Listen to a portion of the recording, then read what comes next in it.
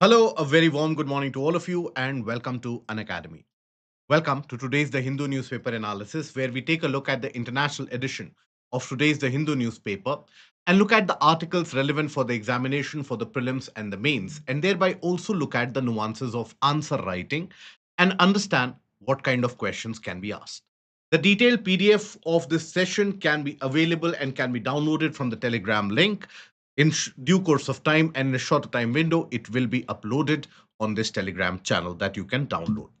Now, today we are going to have a discussion for 8 different topics, 6 of them in slightly greater detail, and a couple of them mostly for prelims perspective. Now, the editorial article, More Mind Space for India in America's Imagination, that is an article or that is an editorial piece which talks about why India is unable to create that kind of an impression in terms of diplomacy, in terms of political understanding in the Western countries, unlike countries like China, which have a deep rooted interest in US and America's imagination. Why it is important for us, that is something we are going to discuss, relevant for your GS paper 2.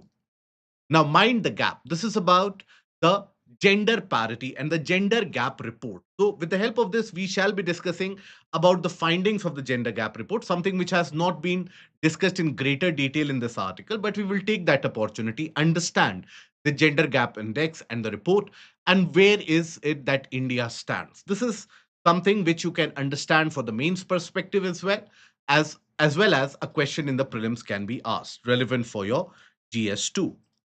Now, what are flue gas desulfurization units? Now, this is a continuation of a story or a news article which was done in the previous week, where we had talked about the changes brought about by the government notification when it comes to installation of FSD units in thermal power plants. So, what is this flue gas desulfurization, why it is done, and what are the notable tweaks which have been brought about in the notification? This is relevant for your GS paper 3. Then, why have SEZ rules been relaxed? Again, this is a follow up story to the change in the notification regarding the SEZ norms for semiconductor chip manufacturing and some of the electronic component producers within the SEZ. So, what are those three changes and why is it that this will have an impact? This is again relevant, GS3. AI and biomanufacturing. So, biomanufacturing has been initiated in various different extent across the country's pharma sector. Its potential is huge, but it also requires some amount of regulation. So, that is something we are going to explore along with the relevant policy. So, this is relevant for your GS2, GS3 rather. Then, Pradhan Mantri Matru Vandana Yojana and Cash Plus model. There is a kind of an article which can serve as a case study, right? Not many of the articles directly will have questions asked from that, but oftentimes when you also explore for case studies, where do we get these case studies? This is one of those articles which talks about increase in the health benefits for the women, lactating mothers, institutional delivery, and the health of the newborn, owing to some of the state scheme and the central government scheme as well. So we have been discussing various such programs. For example, remember we had discussed about the Enact program as well previously. So use this and catalog this separately to be used as case study in either essay paper or GS4 or GS3 wherever required. Then India Cyprus. Now this is relevant for the prelims along with reimagining a green movement of goods. These are relevant for your prelims exam. Now, here, starting with the first article, More Mind Space for India in America's Imagination. Now, this is obviously written by Nirupama Rao, former Foreign Secretary of India. Now, basically, where does this article stem from and why is this article written? Now, post Operation Sindoor, there has been a reinvigoration of the debate that when it comes to India's stance, when it comes to India's way of understanding, the Western countries and the Western powers oftentimes they are short sighted and short handed as well. They don't get to have a full grasp of India's problems, democratic features, the noisiness that prevails in India's democracy, and still why it is a vibrant country to be noted about. While on one hand, we have an increased role to play when it comes to cybersecurity across the globe, global supply chains, pharma industry, fight against climate change, supply of labor force across the globe. But still, in many of the Western countries and in the higher echelons of power, India is still seen to be a land of mystics, a land of superstition, and a land which is immersed in. So, our recognition as a nation is not to the level that maybe the Western countries, when they take a look at China, they are more interested to know about China. They have a deeper study about China. They have a deeper institutional connect. There are China based studies carried out in US universities across many different spectrums and streams. But when it comes to India, the study is largely restricted to the linguistic ones or the post decolonization, the colonies, and so on and so forth. So our understanding is restricted. So, what is it that we should do? And the consequences of it is something that we can see in front of us. When Donald Trump speaks something about India, where he says that the conflict in Kashmir has been going on for 1500 years. Now, while we may laugh at it on the face of it that he is ignorant, he does not know about the details, but that shows a kind of a larger malaise which does prevail in the governance and the administration and the bureaucratic circles, not only across US, but many other major powers, because they have never been taught about this, they are never interested to know. So that is what the entire article is about. Now, when we talk about this article, the context of it, there is a lack of understanding of India's narrative and also aversion to look in India's way. Now, this, a political aversion, you call it, or a kind of a diplomatic aversion, India always lies at the fringes when it comes to global dialogues, when it comes to global decision making and global strategic sphere. And there are multiple reasons attributable, but the consequences are something that India starts to face. For example, on one hand, while we are a large enough power, we are about to become the fourth largest economy in the due course, but also third largest economy in terms of PPP terms, purchasing power parity terms. We are the largest population of the world. But still, our voice is not counted to such an extent where it should matter. Oftentimes, India's stance is taken as a fringe stance, is oftentimes shrugged under the carpet, and the world pays attention to what is China saying on this issue. For example, even during the midst of the Operation Sindoor, before even the fog of war had settled, the countries were hardly interested to such an extent about what India is trying to say, but were more interested in how is China reacting to what India is doing. Now, partly, this China's importance can be attributed to an economic rise of China. Fair enough. But then, the economic rise of China has happened in the past couple of decades and 3 decades. But the interest in China and Chinese studies across the Western world is something which has gone back almost half a century and more. People consider China to be a civilizational state. In fact, it is famously said that there are only two such civilizational states in the world as of now, India and China. Whereas China is regarded as a cultural and a civilizational power. But in India, we have diversity, we have heterogeneity, due to which our narrative in itself gets diluted. So that is what we have to understand. Now, the reasons: no comprehensive academic engagement or a permanent sort of academic engagement does not happen. For example, here the article uses the example of Schwarzman Scholars Program. Now, Schwarzman Scholars Program was created in 2016, whereby it was founded in institutes of China. Now, this is to basically gain a kind of a future leaders, to cultivate future leaders who will take a path of modernity and with a deep ingrained idea about the Chinese way of thinking. Because obviously Chinese way of thinking is very different from American way of thinking, very different from Indian way of thinking. And that is where we have to understand that, and the world has to understand that India's way of thinking is also very different. But we don't have an institutional connect, for example, and partly because we don't have any such global institute to boast of. We do have institutes of prominence, institutes of excellence like the IITs, the IIMs, the Ashoka universities of the country.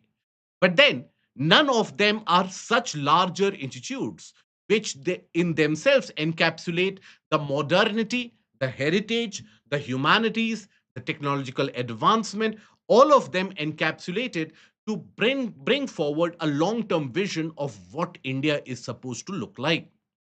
And that means lesser number of foreign students coming to India, lesser number of idea or lesser amount of idea about what India is.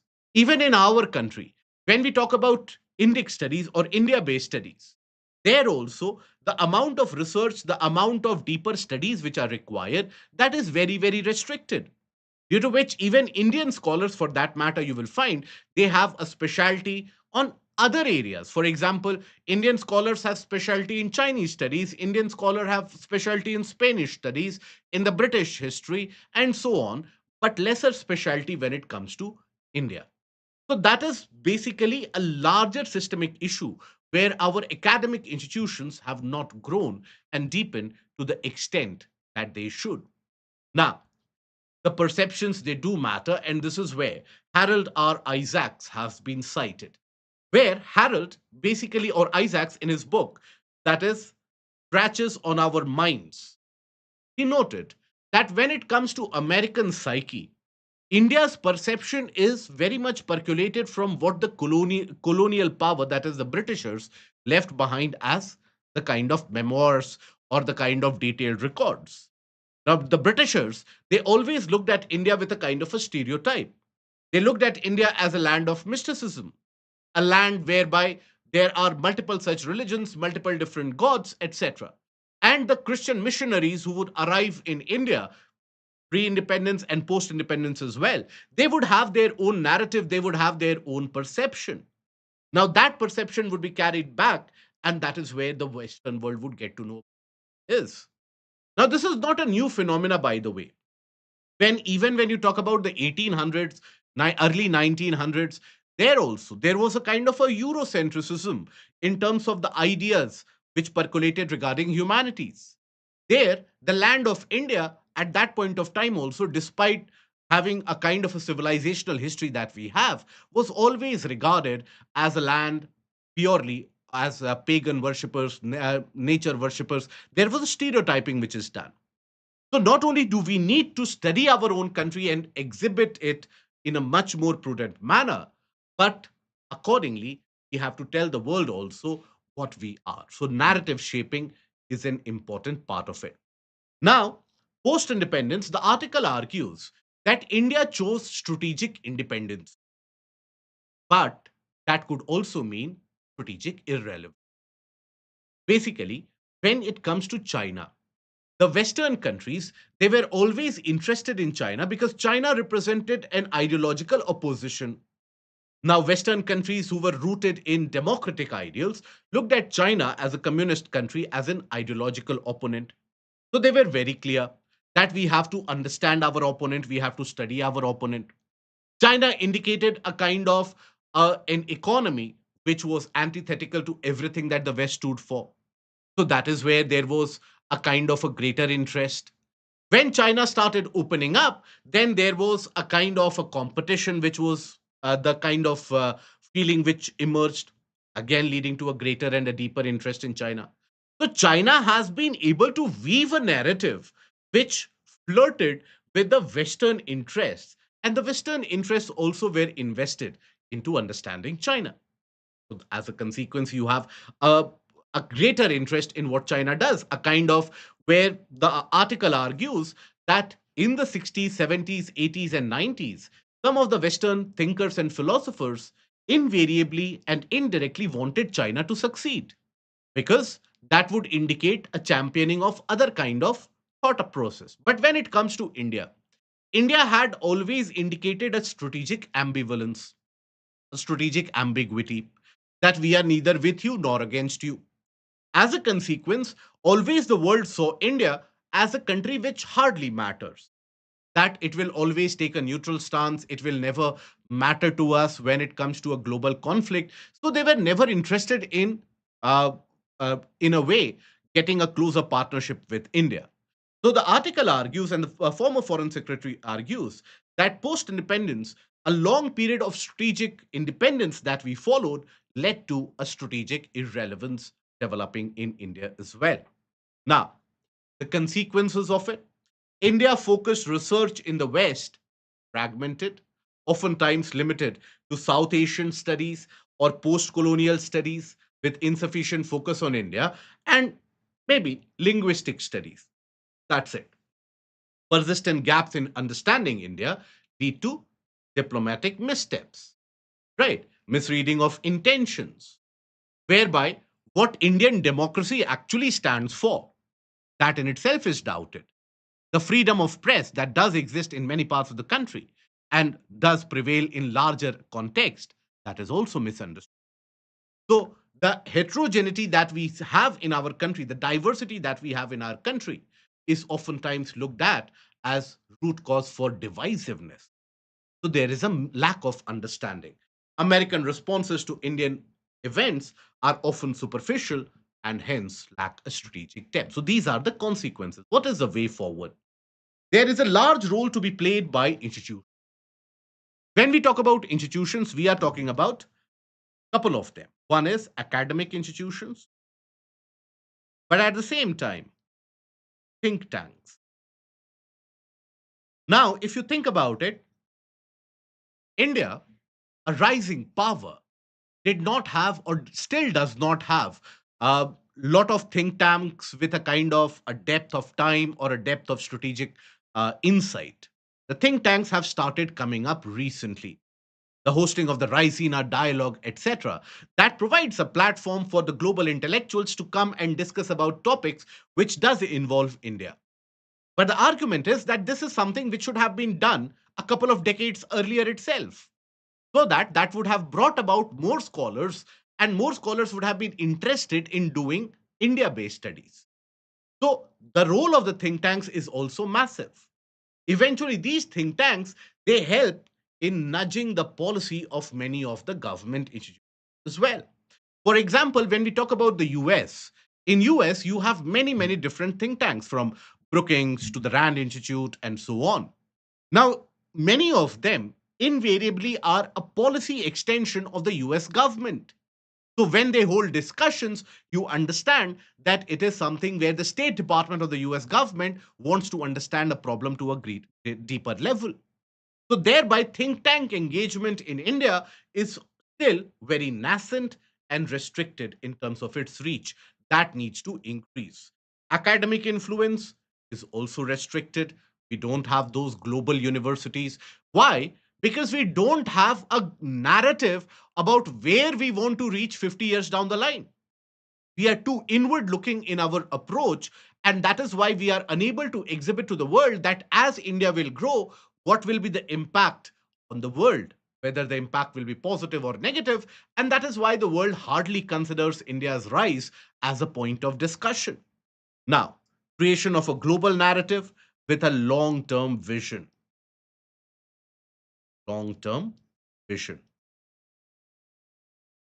Then, sustained investment in leadership, education, culture, and diplomacy. That has to be done. Sadly, our entire foreign policy and the interest associated is led by the diaspora. Now, diaspora's role will always be very restricted and limited. At max, the diaspora can create an impact at the societal level. Diaspora can create a positive impact in terms of the impression that people have of Indians. So, the perception of Indians that is created in a positive manner by the diaspora. But does that impact the long term policy making of the governments in power? No. They have always taken a look at India. For example, take the case of US. They have stereotyped India as a land of poor and a land of techies, right? They don't understand that there's a wide gulf in between and there's a large country lying in between. So while they think about the tech industry and they think about role of India, but role of India as a global power, as a strategic power, ignored. So that is where our influence has to go. Okay. Now, here, let us take a look at the question that can be expected out of this. And a question out of this can easily be expected in various different optional areas as well and GS also. Why I'm saying this? Because there was a lot of discussion and a lot of disappointment as well across the country, because our expectation was that immediately after Op Sindoor, the world should side with India and the world should isolate and ostracize Pakistan. But the reactions were not according to the expectation, leading to disappointment amongst the policy circles, frustration being expressed by the political leaders, and overall disappointment in the masses. So, when it comes to geography optional, you have these questions associated which are asked. When it comes to GS, there also direct questions can be asked in GS paper 2. So, here, discuss the reasons for India suffering from strategic avoidance by major powers like the US. Now, in such problem based statement like question, what do you do in terms of introduction? How do you introduce?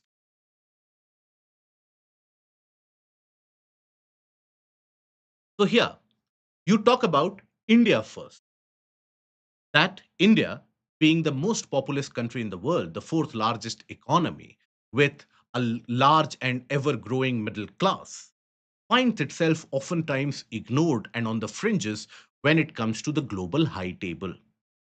This is not only a cause of concern, but also a cause to introspect. Like that, you can initiate. Now, once you initiate the answer, then in the body portion, you talk about the reason, right? Then you start about, because you have written the need for introspect in the introduction itself, then you start talking about the reason. So that has provided a kind of a flow. Your answer will not appear to be abrupt, which is the problem with most of your answers when it comes to answer writing. Now, when you talk about the reasons, use the point sub paragraph fashion. Which are the reasons that you will cite? First of all, talk about the kind of lack of institutional connect, then lack of academia and think tanks, then talk about most of the studies are in terms of post colonial Asian history, linguistic, and a fragmented view. India is still bound by stereotypes based upon the images of left behind by colonial masters and also by the missionaries. Then talk about lack of long term view about what India is going to be. Talk about the strategic ambivalence leading to strategic irrelevance. All these factors, when you talk about, after that, because it is a 15 marker question, just by stating the reasons, you cannot expect good marks. So, here in this, follow the 70-30 rule that we talked about. 30% about the topic, but might not be asked in the question. So, discuss the solution. So, these challenges can be overcome by taking certain measures like greater institutional connect, providing a long term view, development of or sponsoring India based studies, all that you mentioned, right? Even when it comes to India based history and so on. Then, how do you conclude this answer? What do you write in the conclusion of this? In the conclusion, always forward looking. India, with a positive demographic dividend, consisting of one of the largest youthful population of the world, has got a lot to give the world. And the world also cannot ignore India, not only when it comes to Indo-Pacific, but when it comes to influence over the larger geopolity of the planet.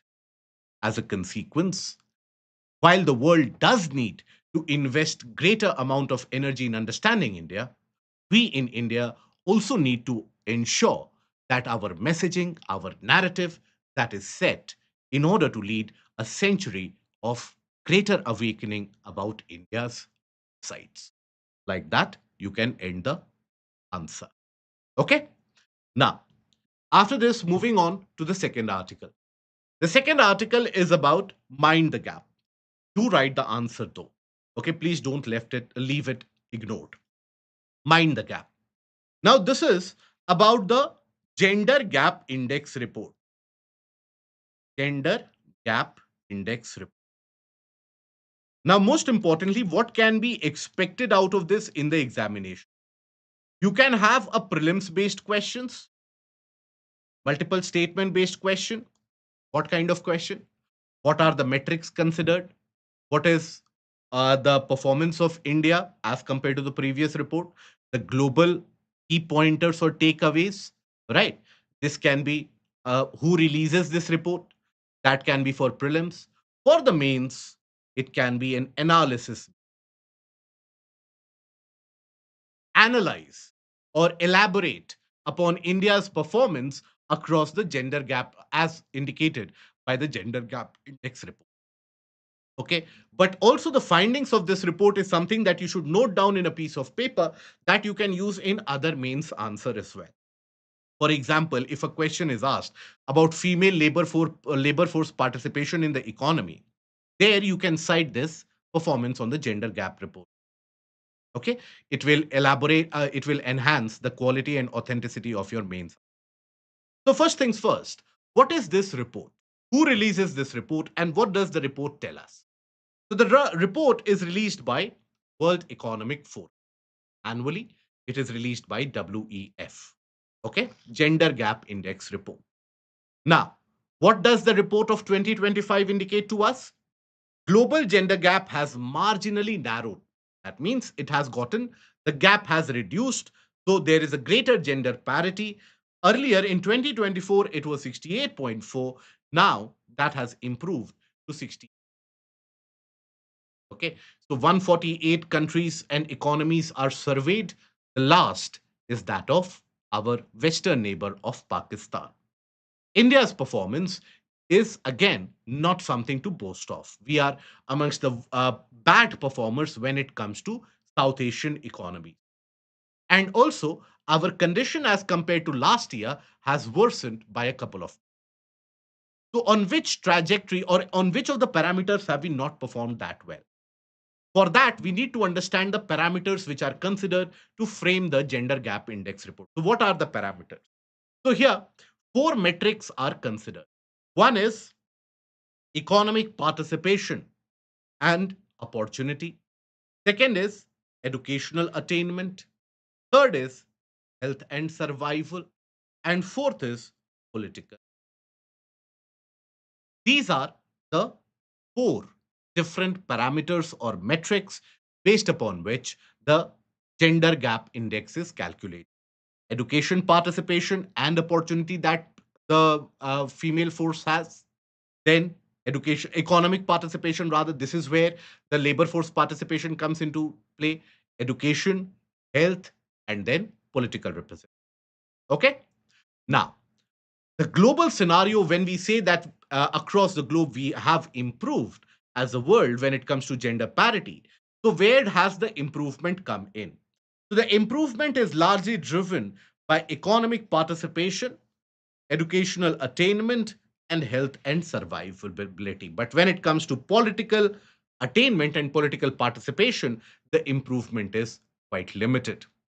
Now, across the globe, which are the good performing countries and the bad performing? So, at the aggregate level, the high income economic countries have basically improved their gender gap in general as compared to the low economic countries or the countries with lower amount of economic productivity. So the well-to-do economies, obviously, they will have greater means in order to bridge the gaps that they have, the gender gaps that they have, right? The good, well-performing economies, they will be able to provide better education, better healthcare to women as well, right? They will be able to provide more job opportunities to women. Whereas bad performing economies, they don't have that much amount of leg room. Now, across the various different economic spectrum, certain countries have emerged. For example, Saudi Arabia, Mexico, Ecuador, Bangladesh, Ethiopia. These countries have emerged to be one of the greater advancers or greater achievers. The improvement has been high. And considering countries like Ethiopia, mind you, Ethiopia, the social indicators are very, very poor, having one of the highest fertility rates in the world, close to around 3.4 to 3.5. The conditions of women, the conditions available to women, maternal care, infant care, etc., is very abysmal. So they have done good and well in order to improve on certain metrics. Now, the top performers, only for your prelims purposes. The top two to three you should be aware. Mostly it is going to be the Nordic nations, right? So Iceland, Finland, Norway, and UK, these are the top four performers. Whereas when we talk about the bottom performers, Pakistan, Sudan, Chad, Iran, and Guinea. Pakistan is the worst performer. For this, I don't think you need particular effort to learn this. Anything bad happens to Pakistan, I hope the general psyche is able to retain that very quickly. So that is the case. But what about India? We are concerned about where does India stand. So when it talks about India's findings and India's position, so in our country, our status across three of the conditions, that is education attainment, economic participation, and health, they have remained rather stagnant or has improved as compared to previous years. But when it comes to political participation, there our performance has deteriorated. The number of parliamentarians that we have, that has also declined, right? So economic participation and opportunity category, we have improved by zero point 0.9 percentage points. Parity in estimated earned income, that has also risen up. Labor force participation rate, there also our performance has remained largely the same. There is a lot of scope to improve, by the way.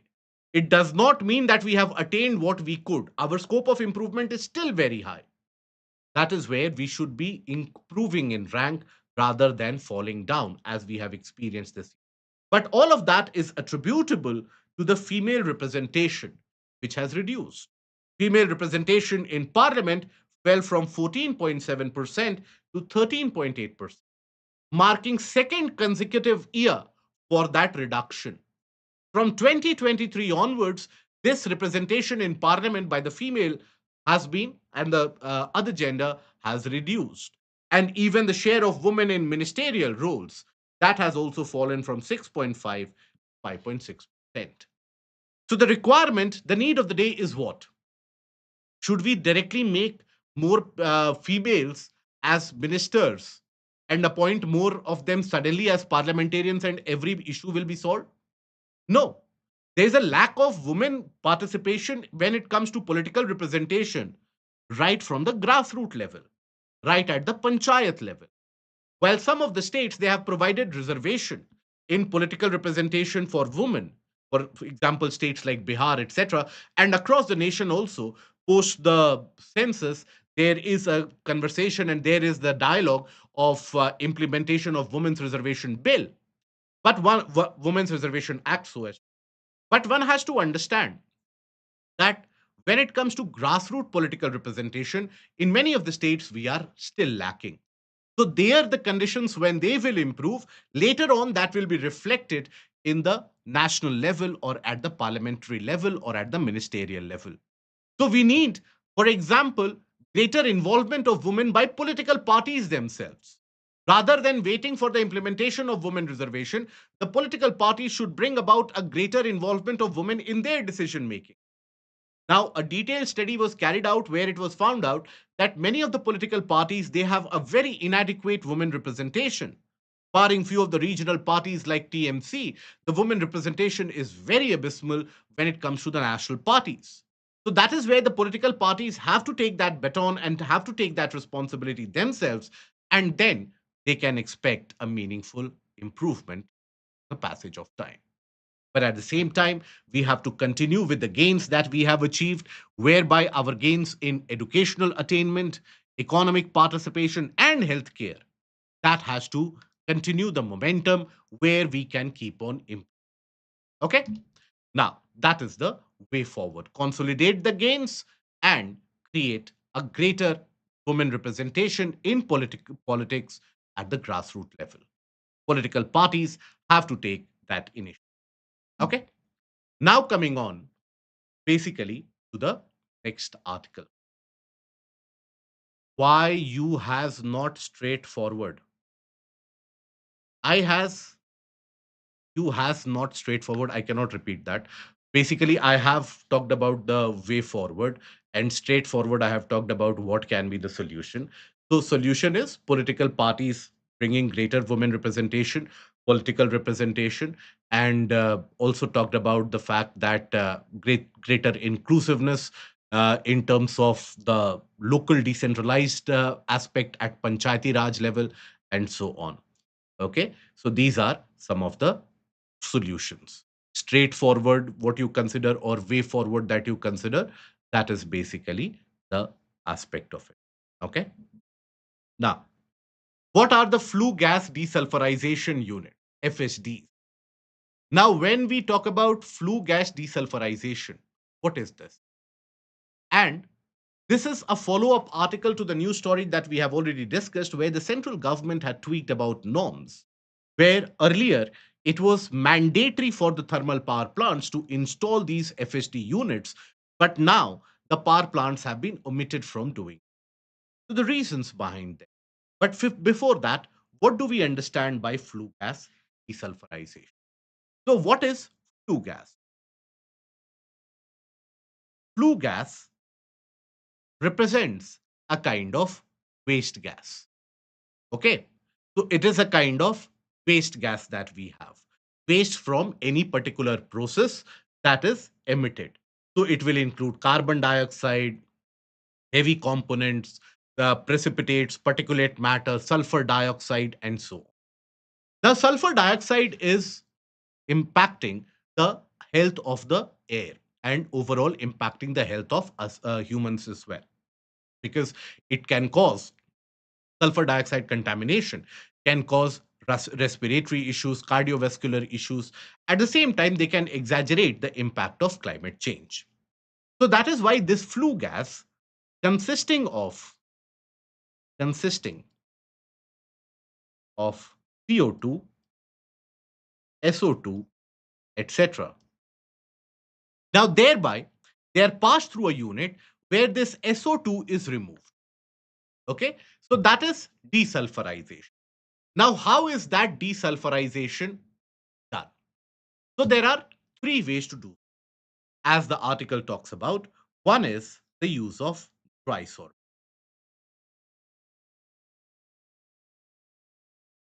Other is wet limestone. And the third is with the help of seawater.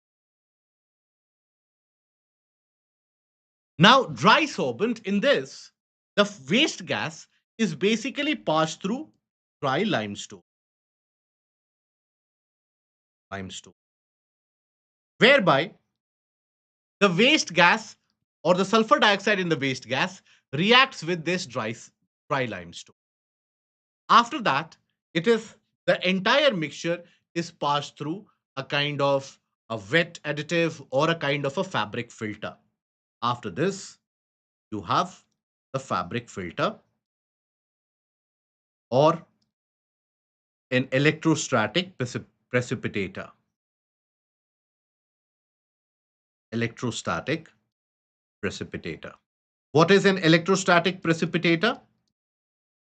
So these are large installations that you will find in power plants where you have large metal plates which hang.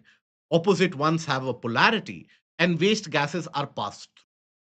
Now, based upon the polarity, the gases also gain some amount of charge. The impurities, they stick to these plates and they are later on removed, whereas the cleaner gas is allowed to pass through and eventually exit through the chimneys.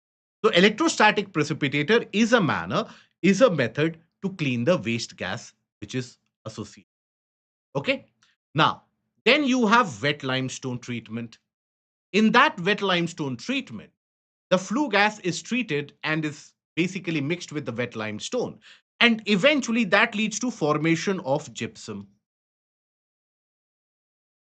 Formation of gypsum.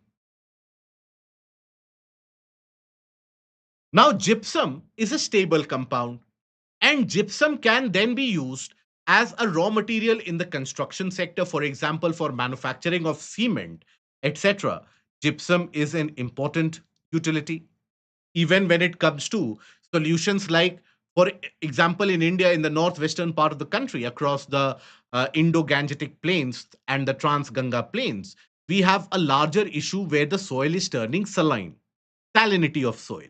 Now, one of the ways to tackle with that salinity of the soil, which eventually leads to degradation and desertification, is actually mixing some amount of powdered gypsum with the soil so that the texture of the soil improves, water absorbing capability of the soil also tends to. So that is where gypsum can be of substantial use, right? Salinity treatment. Now, then you have another method of achieving desulfurization, that is seawater, mostly used by coastal sector or the power plants located in the coastal areas where they are treated with the seawater to trap the sulfur dioxide. Now, in India, we had a norm. Now, this is the representation of the schematic of a flue gas desulfurization unit. This is something that we had talked about in previous CNA as well. So here, the SO2 and flue gas, you will observe this is the inlet, right? Now, after that, you basically have the spray where maybe wet limestone, etc., are sprayed. Now, after that, all that SO2 will combine with it to form a gypsum based slurry, and you can see the slurry agitators which are present here. Eventually, as it passes through the filter, then the flue gas is then removed out of the sulfur dioxide presence, and that is when you have the cleaner flue gas which is emitted and moved on into electrostatic precipitators and chimneys. Now, in India, a norm was introduced. A notification was brought by the government way back in 2015 that all the power plants need to have the FSDs. But then, installing FSD is not a cheap process. For installing FSD, the flue gas desulfurization per megawatt, the cost involved is a whopping 1.2 crores. Any power plant, a normal power plant being set up nowadays is ideally in the configuration of 270 into 2 megawatts, that is 540 megawatts, or 330 into 2 megawatts, that is the 60 megawatt. So this is the configuration of the power plants, the thermal power plants. So you can imagine that each and every power plant, in order to install these FSDs, will require an investment close to the tune of somewhere around 600, 700 crores easy. Overall, the investment required to install these FSDs across all the power plants across the country is touted to be close to around 97,000 crores. 97,000. Now, that is not a small amount. That is a huge amount. Also, the supply of these FSD units, that is also something which is time dependent. It takes almost 2 to 3 years for the entire installation to happen.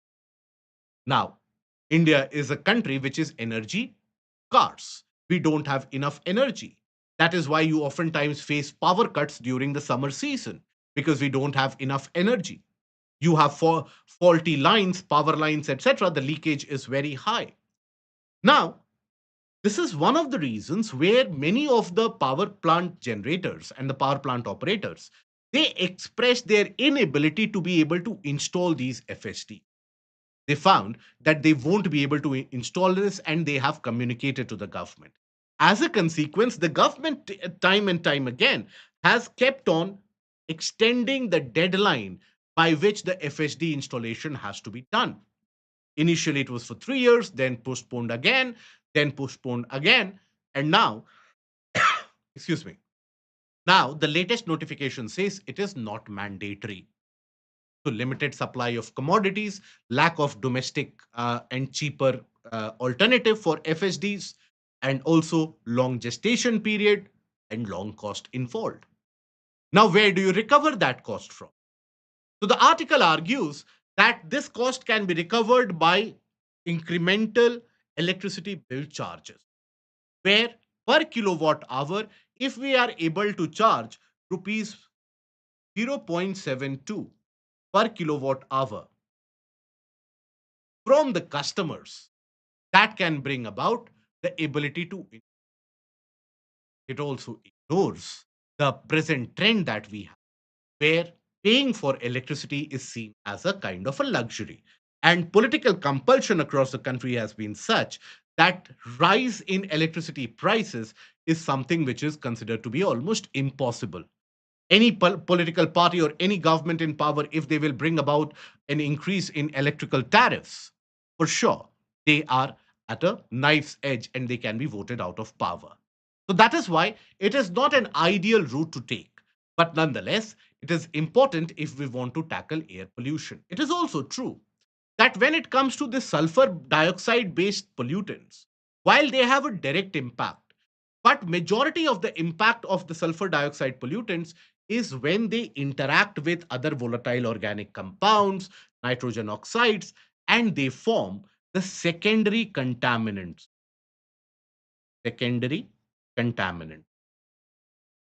aerosols, etc. That is when the problem is much more exaggerated. So that is the case where you will find that there is a requirement to clean the air out of the sulfur dioxide. So the issues of SO2, health, cardiovascular issues, respiratory illnesses, climate change, then secondary pollutant, then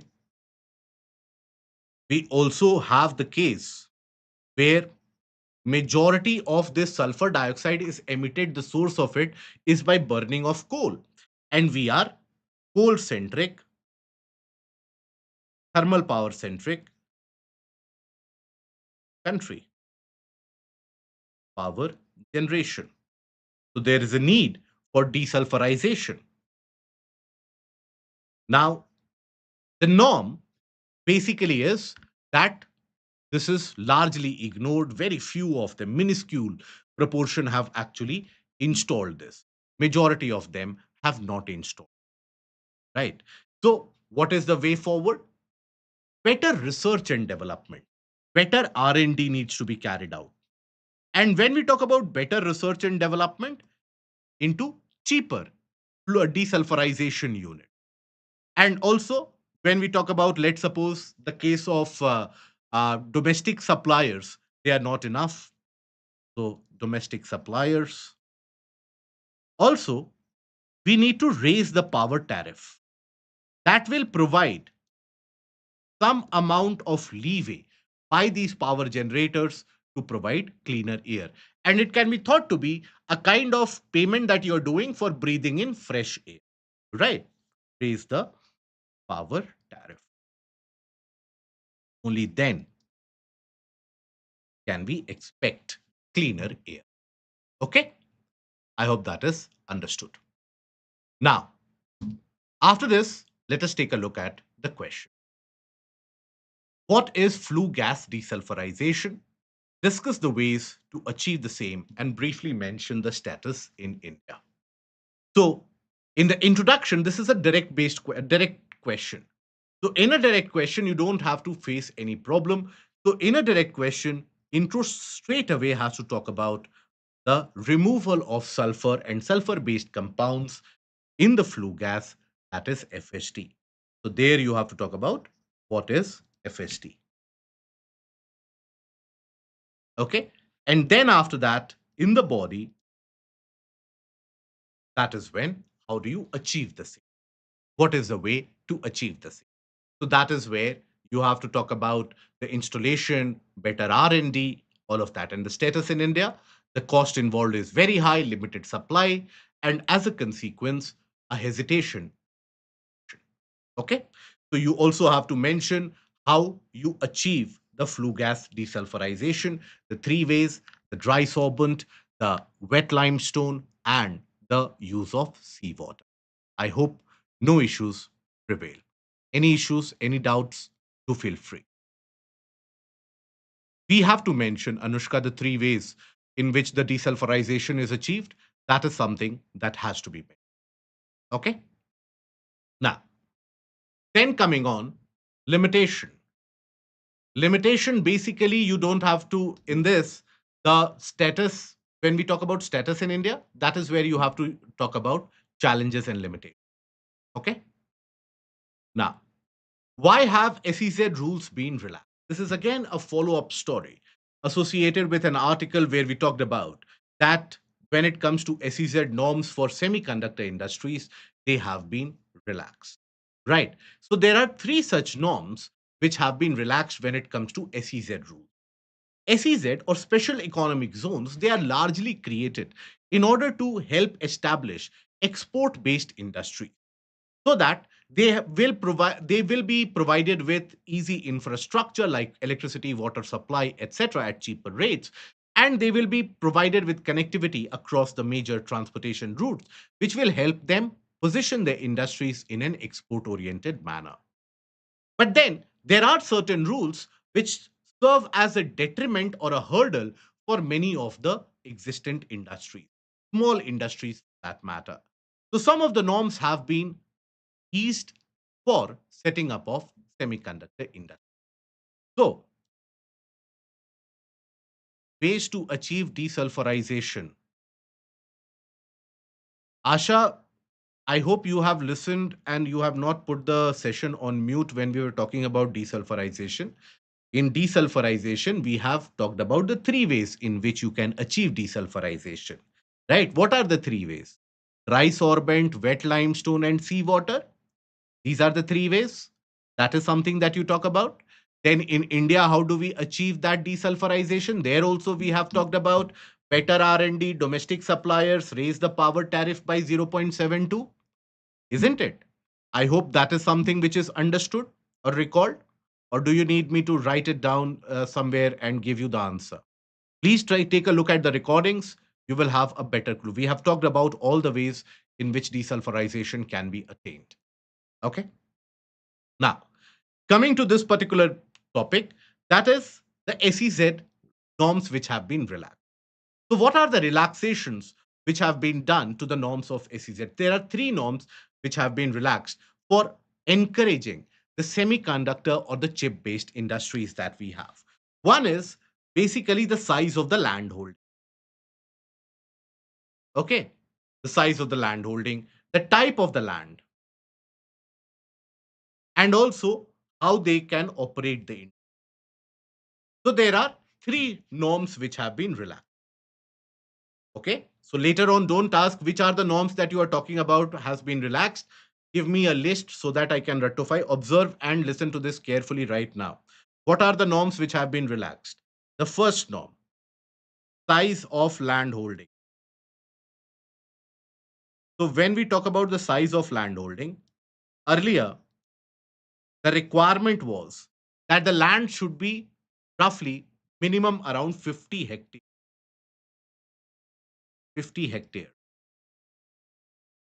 for establishment of a production center in the SEZ. That has been reduced to 10 hectare. 10 hectare. Now this allows for easy opening of the industry. Even if you don't have such large investment, even in smaller investment, you can open up the industries. Right? Then the second norm, encumbrance free land. Encumbrance free. Now, what is the meaning of the term encumbrance free? So when you take a land or when a land is allotted to you for establishing an industry, now let's suppose that land is mired in controversy. Some amount of litigation is there, the land titles, etc., are not clear. So that is there you are not allowed to operate the industry. Oftentimes, this leads to larger areas of land in SEZ being non-utilized. So that is where the norms by Rule 7 of the SEZ rules, they relax the condition that required the SEZ land to be encumbrance free. Even if there are some issues with the land, if you are as an operator are able to clear the issues, are able to manage those issues, can establish. So encumbrance free basically refers to lack of legal challenge or legal rather claims. So this norm has been diluted. Dilution of the norm.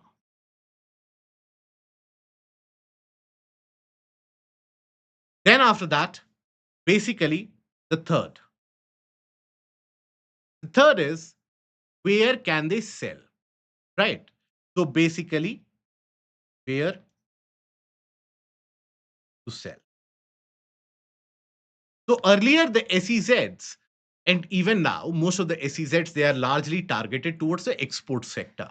But when it comes to semiconductor, the semiconductor has been allowed to be supplied to the domestic market as well after filing up of the applicable duty. Okay, so even domestic sector after filing or after paying the relevant duty. Okay. So, as a consequence of this, this is to promote the semiconductor industry. Now, immediate results of these changes won't be visible to the large extent, but nonetheless, the article does argue that these changes in the immediate short term itself has indicated an investment of close to around 23,000 crores when it comes to the semiconductor business. Now we have to understand the role and the importance of semiconductor across the global supply chains. Anything that we operate, from the smart watches to the vehicles, the smart vehicles, to the television sets, to the mobile phones, they do require semiconductor. Globally, 35% of the semiconductors are produced by a single country, that is China. Now, during COVID pandemic, the various different countries realized that they are overtly dependent on China. So, as a consequence, basically, uh, when it comes to any supply side shock from China, there's a large scale implication in the auto industry across Europe, across India, and that is when world in itself started investing in development of their own semiconductors. And India has also followed the norm. But at this stage, we need to support and handhold this industry. That is why these SEZ norms have been changed. Okay. Now, for example, you completed the SEZ. So, do we have to go in deep diving like what is SEZ rules? No. If a question is asked about the changes in SEZ norms when it comes to semiconductor sector, you don't have to start talking about that where does the concept of SEZ come in. It was borrowed partially from the industrialization of the eastern part of China. So that will divert the answer. Please write what is asked in the question. Don't write what you know. Okay? Always keep that in mind while going for answer writing. Now, another topic, which is about AI and biomanufacturing. Can the policies match our ambition? Now, when it comes to biomanufacturing or pharmaceutical sector, thereby, when it we talk about India, India is already considered as a pharmacy of the world. We are the hub of generic medicinal systems that we have. Now, these generic medicines, they are very vital for life-saving drugs and other ailments as well. But the next leap in development of this pharmacy sector or the biomedical sector is going to happen when we invest and inculcate the use of AI. Now, various different startups and various different organizations in India, they have started using AI for biomanufacturing. AI gives you a certain set of advantages. The government policies also, they have come into place. For example, the bio E3 policy. Now there are various different policies that the government is trying to encourage use of AI. So, but at the same time, we don't have regulation, right? So that is what the article examines.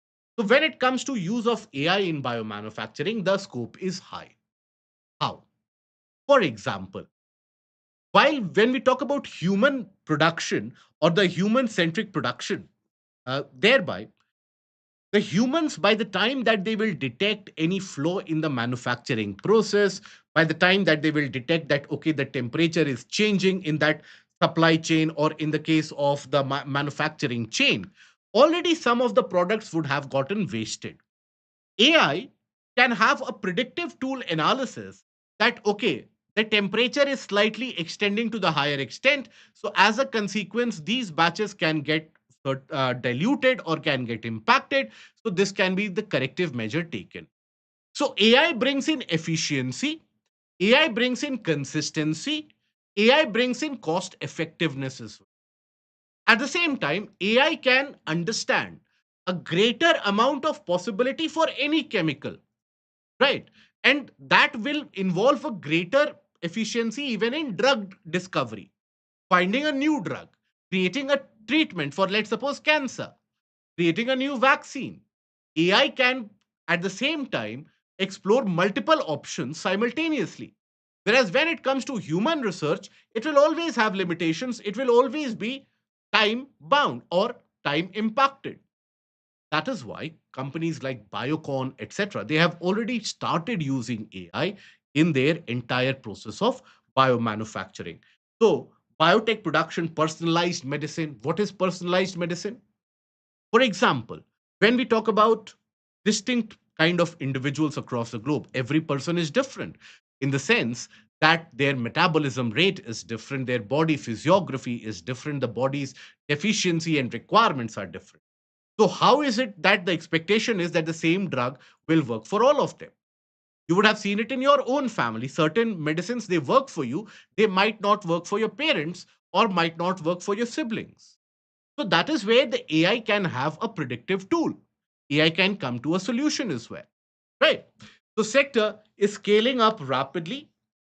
AI helps you produce in large volume with a kind of a consistency, and that is where many startups in the country, they have also started embracing this as a policy measure. Now, India and India's bioeconomy, that in itself has been increasing. So for us, the use of AI becomes much more important to understand. So as in December 2023, bioeconomy did contribute 4.25% to India's GDP of 3.55 trillion. So you can imagine 4.5% is contributed by bioeconomy. It has grown from $10 billion in 2014 to roughly around $151 billion in 2023. And the number of biotech startups from 50 2014 to 8,500 that has emerged. Now we have brought about certain policies as well. For example, Bio E3 policy. Now, this Bio E3 policy, which has been mentioned in the article, but important to understand what the policy was, this is something which was launched in the later part of last year, second half of last year. Now, the objective was to basically provide a framework for the adoption of cutting edge advanced technology and aligning innovative research for fostering high end and high performance biomanufacturing. What is high performance biomanufacturing? Critical research, higher technology intervention, greater consistency, greater efficiency, and targeted delivery. That is the requirement of the modern day, right? It seeks to include innovation driven support for R&D, establishing biomanufacturing and bio AI hubs. That is a part of bio E3 policy and by the government. Now, it would broadly focus on high value bio based chemicals, biopolymers and enzymes, smart proteins and functional foods, precision biotherapeutics, climate resilient agriculture. For that, also, you need understanding of biotech and development of seed genomes, carbon capture and its utilization, marine and space research. In all of these, basically, biotech and biomedicine has to work. Now, the benefits. Benefits, we have talked about consistency, drug discovery, quality control, and enhanced diagnosis. But the problem with this is we don't have enough regulation. Countries like UK, US, and even when you consider the larger conglomerates like EU, they have framed an AI policy and they are keeping on updating that policy. Where when it comes to high end and high performance biopharmacy, there they ensure that it is under deeper scrutiny. Severe checks and balances are created so that the AI does not mismanage the product. Because you can understand if let's suppose the AI fails. So the kind of product which is created in Bangalore will be very different from the kind of product created, let's suppose, in Haridwar. So that is where the AI has to be regulated. The scope is huge. Understand, when you can have AI, how cost effective it will be. The same method of production which is observed, let's suppose in Bangalore, the computer understands that, the machine understands that, it will be able to replicate it ounce per ounce. Even if you set up another production unit, let's suppose in the rural hinterlands of Bihar or UP, anywhere. So you can substantially augment your ability to produce pharmaceutical goods. But for that, the AI model needs to be perfect. The iterative learning that the AI goes through, that needs to be to the point. And for that, regulation is needed. India lacks clear standards on model validation. How is it that we are achieving a kind of that this model works? Right? Diversity in training data. Where is the model gaining the information from? Oversight. And as a consequence, there is risk of AI models performing well in one region but failing in. So that is where we have to work. There are global standards being upheld by EU, UK, US, and that is where we as a country, it is an urgent need to improve the same. Okay. Now, one of the final articles for the mains that is associated, this can be used as a case study. This talks about the fact that Rajasthan's cash plus model, a state government scheme which involved direct benefit transfer of cash incentives and cash to expecting mothers, lactating mothers, etc. That has improved the health conditions and status of women in the rural hinterlands of Rajasthan. The study and the audit which was conducted experienced 49% rise in early breastfeeding. That means almost 90% overall when it comes to breastfeeding. 44% of the women being more receptive to counseling. 49% improvement in dietary diversity for women.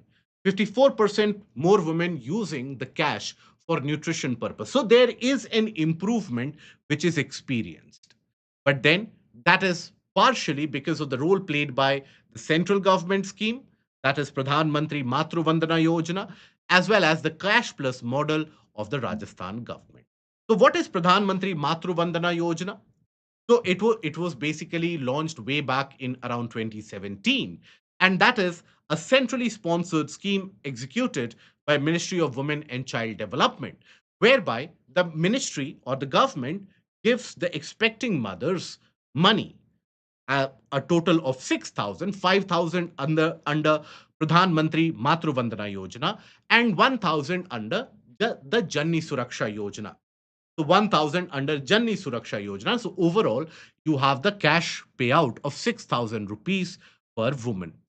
Now, this is obviously conditioned upon the early registration of pregnancy, antenatal checkup, registration of the births of the child, and the first cycle of vaccination. Obviously, based on these, you have the handing out of the money. But then the requirement is that you have to ensure, or the purpose rather is to institutionalize delivery, because we are facing with a lot of problems in our country. Around 53% of the women in general, they suffer from some or the other conditions of anemia.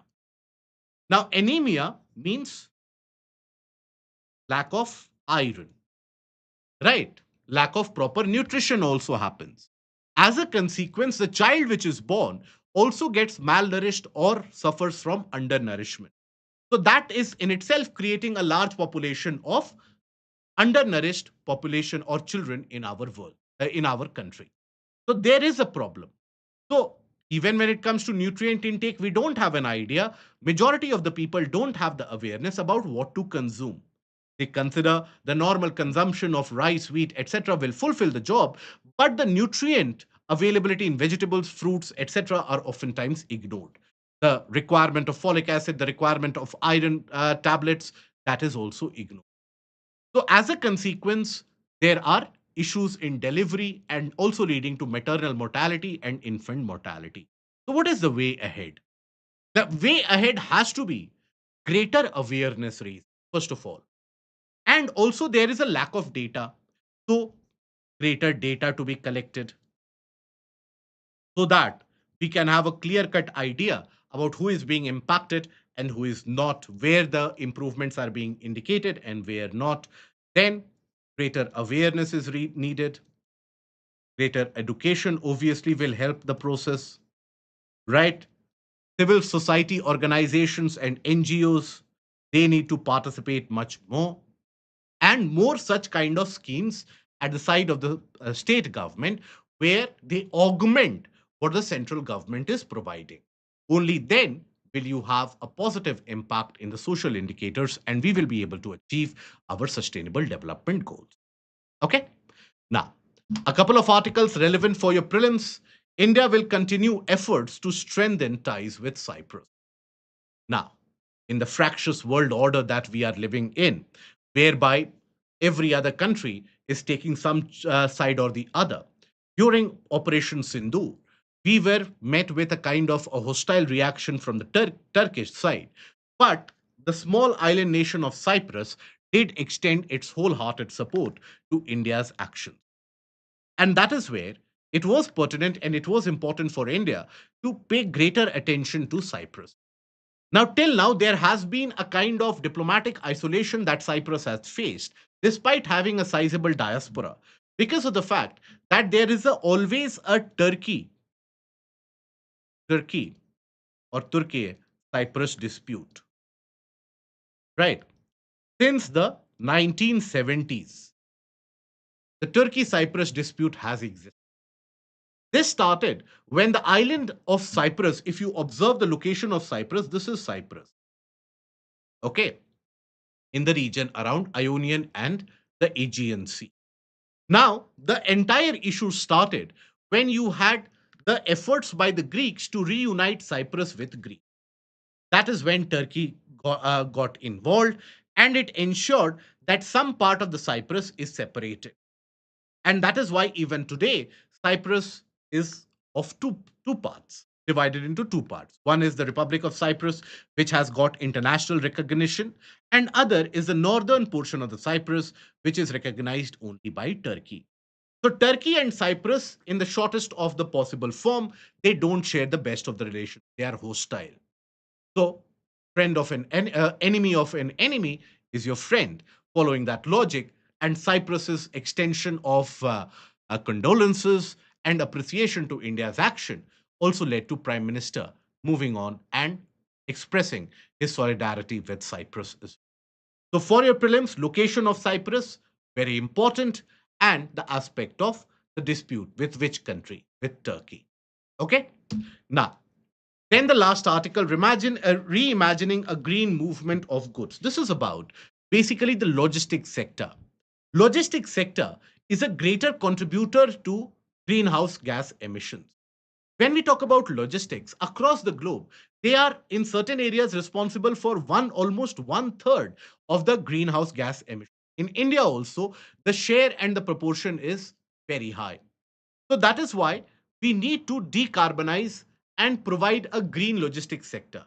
Now, green logistics does not only mean going for alternate and newer kind of fuel in the trucks and trains, but ensuring faster communication, faster transportation, freight corridors, reusability, recyclability, following smaller logistic routes, and involving greater amount of inland water transport.